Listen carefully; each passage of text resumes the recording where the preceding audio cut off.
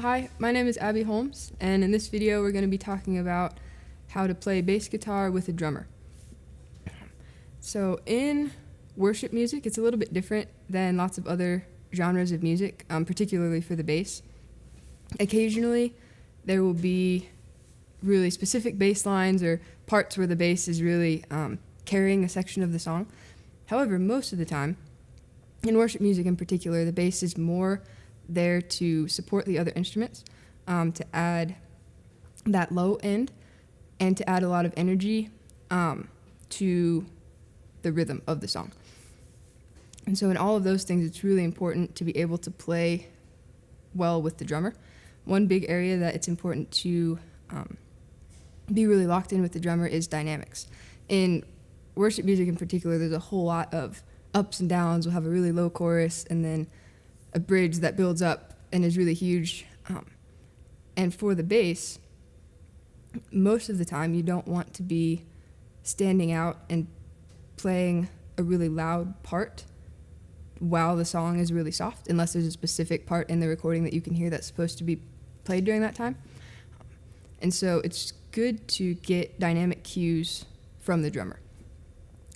For me personally, if there's a song that maybe starts out really soft and there's not a bass part, there's not a specific bass line that's going on during that time, I normally wait and come in with the drums and let the drums give me cues on how much I should be playing, how loud I should be playing, and the pattern that I should be playing.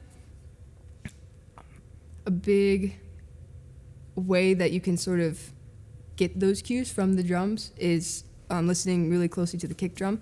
I think it's a pretty good sort of basic rule of thumb that you're not going to be wrong if you're following the kick drum.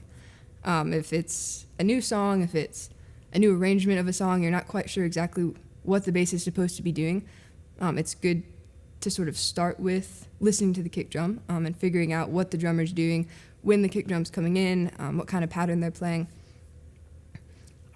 I think occasionally that's not going to be sufficient. Like sometimes it's a really high energy part of the song, but the groove is kind of simple and the kick drum is maybe only playing on the ones, in which case you want your rhythm that you're playing on the bass to be sort of based on what the kick drum is doing, but you can sort of elaborate more from there, fill in a little bit here and there with some extra notes.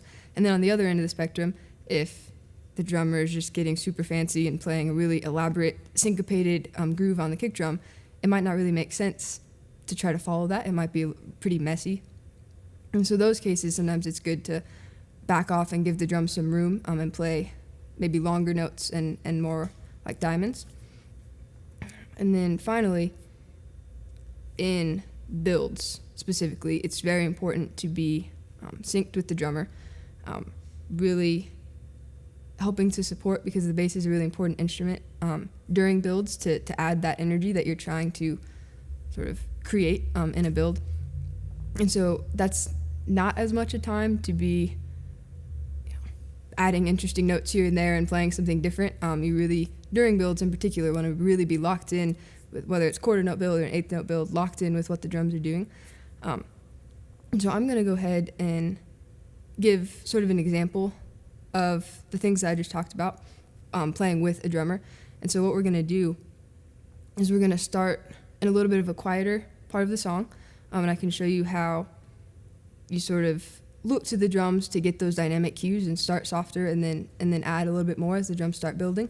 We'll go into a short build where you want to be locked in exactly with what the drummer's playing, and then we're going to play a chorus where there's a rhythm on the kick drum. And so for the first half of the chorus, I'm just going to play exactly what the kick drum is playing and lock in with that pattern. And then in the second half, I could show you how maybe to add a little bit more energy, fill in the pattern based on the pattern the kick drum is playing, but sort of fill in with some more notes and add a little bit of energy. So here's an example of what we just talked about.